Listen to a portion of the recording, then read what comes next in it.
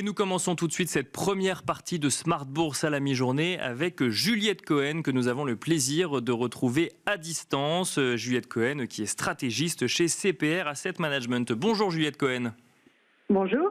Merci de nous accompagner au téléphone. Nous allons ensemble évoquer vos différents scénarios économiques, que ce soit en Chine, au Royaume-Uni, mais aussi au Japon. Et je vous propose de commencer par le Japon, puisque les marchés actions japonais tirent leur épingle du jeu depuis le début de l'année, avec un Nikkei qui progresse de 25% depuis le 1er janvier. Même s'il est lui aussi en proie à une consolidation depuis une dizaine de jours à présent, comment est-ce que vous abordez cette thématique d'investissement au Japon, Juliette Cohen ? Alors c'est vrai que le Japon est un des pays qu'on privilégie cette année. Il faut dire que la croissance a été un peu révisée à la hausse pour le Japon. Et puis surtout, c'est la zone où la Banque centrale prend son temps avant de normaliser sa politique monétaire. Et donc, on a assisté à une forte dépréciation du yen par rapport à la crise Covid. Si on prend le trade weighted yen, on est à moins 25%. La baisse est encore plus forte si on regarde par rapport au yuan ou au dollar. Et donc, ça permet à l'économie japonaise de gagner en compétitivité. Et on observe d'ailleurs, quand on regarde les enquêtes de conjoncture, une meilleure tenue du secteur manufacturier japonais que ailleurs dans le reste du monde. Et dans ce contexte-là, les attentes de résultats ont été revues sensiblement à la hausse pour l'année. Donc c'est également un point très positif pour le cas d'investissement japonais.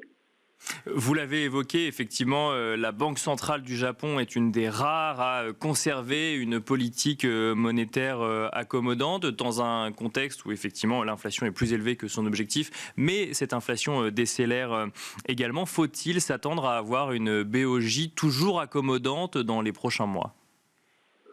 Alors c'est toute la question. C'est vrai que côté inflation, on observe quand même une hausse de l'inflation qui est supérieure à l'objectif de la Banque du Japon. Là encore ce matin, des données d'inflation écrétées, des indices de diffusion montraient que l'inflation était un petit peu plus généralisée que ce qu'on pouvait penser, que c'était pas uniquement dû au secteur énergétique. Donc c'est vrai que la BOJ va être de plus en plus sous pression pour normaliser sa politique monétaire.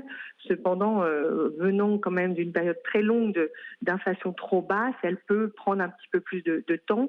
Et donc, on attend une première inflexion plutôt sur la fin d'année de 2023. Mais donc pour l'instant, Juliette Cohen, effectivement, le fait d'avoir une banque centrale japonaise accommodante alors que la stratégie des autres banques centrales est plutôt le resserrement monétaire, ça reste une bonne nouvelle vue par les marchés. Est-ce que ce serait toujours une bonne nouvelle si ça venait à continuer sur la deuxième partie de l'année ? Alors évidemment, il va y avoir de plus en plus de doutes sur la capacité de la BOJ à maintenir cette stratégie. Et donc effectivement, c'est pas forcément une stratégie qu'on peut avoir sur le long terme, mais il nous semble qu'il y a encore un momentum qui est favorable sur le Japon. Faut-il mettre en regard la thématique Japon avec ce qui se passe en Chine, Juliette Cohen ? Effectivement, on voit beaucoup plus de questionnements, d'incertitudes sur la capacité de l'économie chinoise à atteindre ses objectifs de croissance. Un certain nombre de grandes banques ont revu à la baisse leurs objectifs de croissance pour l'économie chinoise. Alors effectivement, le Premier ministre s'est exprimé ce matin pour tenter de rassurer un petit peu sur la capacité de l'économie chinoise à atteindre son scénario économique et son objectif de 5%. Est-ce que ce qui se passe au Japon peut s'expliquer par ce qui se passe en Chine, Juliette Cohen ? Alors côté chinois, donc c'est vrai qu'il y a une certaine déception sur la reprise. Les derniers chiffres qu'on a d'activité pour les mois d'avril et de mai sont relativement décevants, et notamment du côté de la consommation des ménages, où on avait observé des rebonds très forts post-réouverture partout dans les économies développées. Et là, le rebond est un peu plus modeste côté chinois. Et puis quand on regarde l'activité industrielle, on voit que là, c'est plus compliqué. On a certains secteurs qui se portent très bien, puisque ce sont des secteurs qui sont vraiment ciblés par les autorités chinoises comme étant des secteurs prioritaires. Je pense à tout ce qui est lié aux énergies renouvelables, aussi aux nouvelles mobilités ou à la technologie. en général, et il y a d'autres secteurs qui sont beaucoup plus à la peine, et puis également les problèmes du secteur de la construction.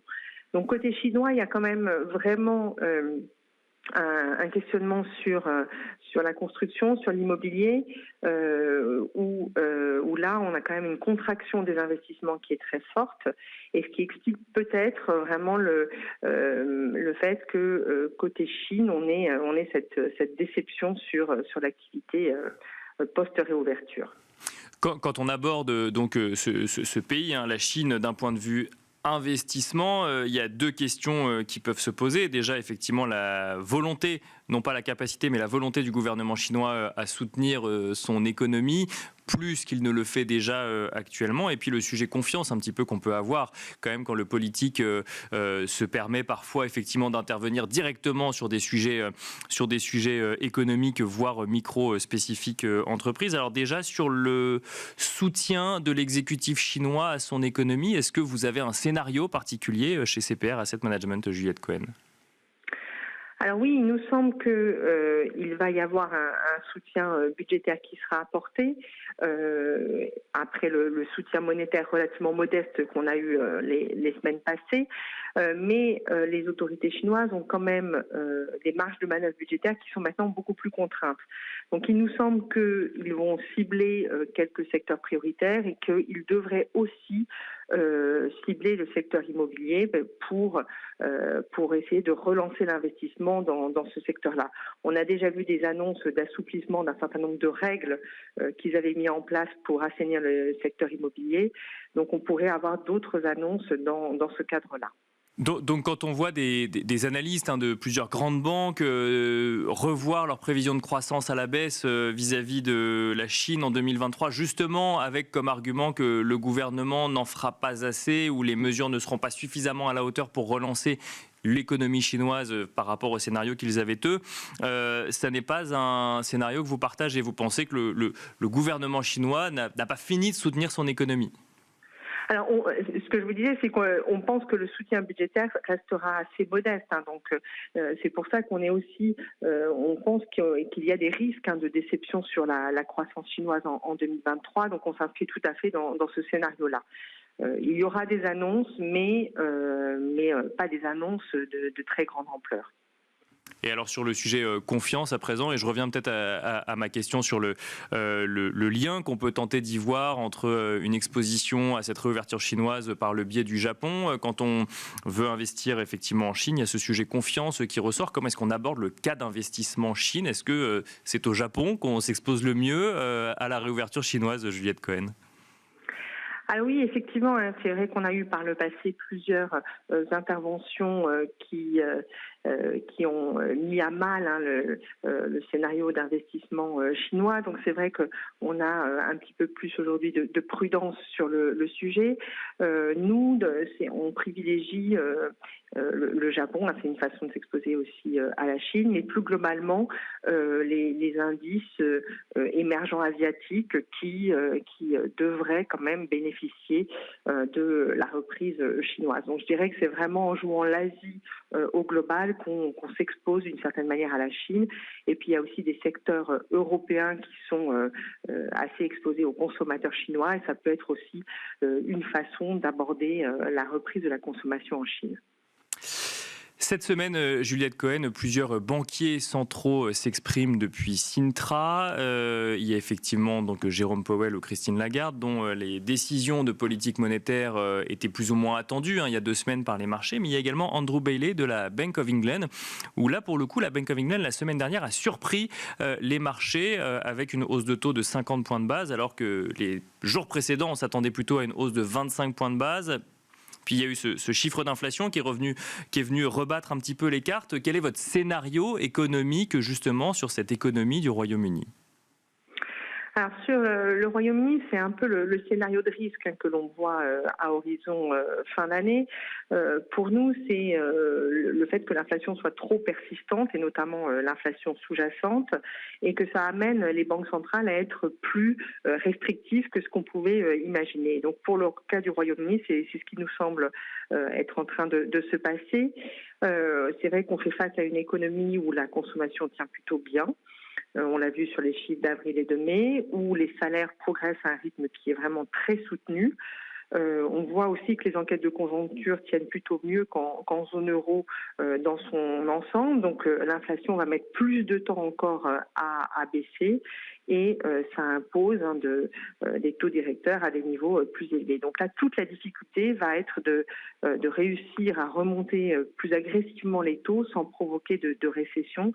Et il nous semble que c'est vraiment le chemin va être très étroit pour y arriver.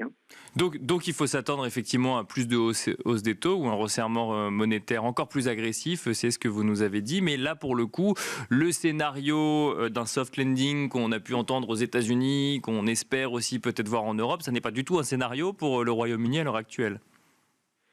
Oui, ça semble assez difficile à réaliser quand on voit les anticipations de taux directeurs à 6% en début 2024, avec quand même un marché immobilier qui est relativement exposé aux taux variables. On a du mal à voir comment on peut échapper à une récession. Et puis on se rend compte aussi que si on veut voir baisser sensiblement l'inflation, il va falloir que la consommation ralentisse de façon plus marquée que ça n'a été le cas jusqu'à présent. Et alors pour finir, Juliette Cohen, dans le contexte et dans le scénario que vous nous décrivez, comment aborde-t-on en tant qu'investisseur, en tant que stratégiste, les marchés actions britanniques ? Alors c'est vrai que nous, on a joué le marché britannique plutôt sur la composante obligataire, en ayant des positions de courbe et en étant assez négatif sur la partie courte de la courbe. Voilà, donc ça c'était une des stratégies qu'on a mises en place devant cette inflation qui était élevée. Donc plutôt à l'écart des marchés actions pour le moment, si je comprends bien. Oui, tout à fait. Merci beaucoup Juliette Cohen de nous avoir accompagnés à la mi-journée dans Smart Bourse. Je rappelle que vous êtes stratégiste chez CPR Asset Management. Et quant à nous, on se retrouve tout de suite dans la deuxième partie de Smart Bourse.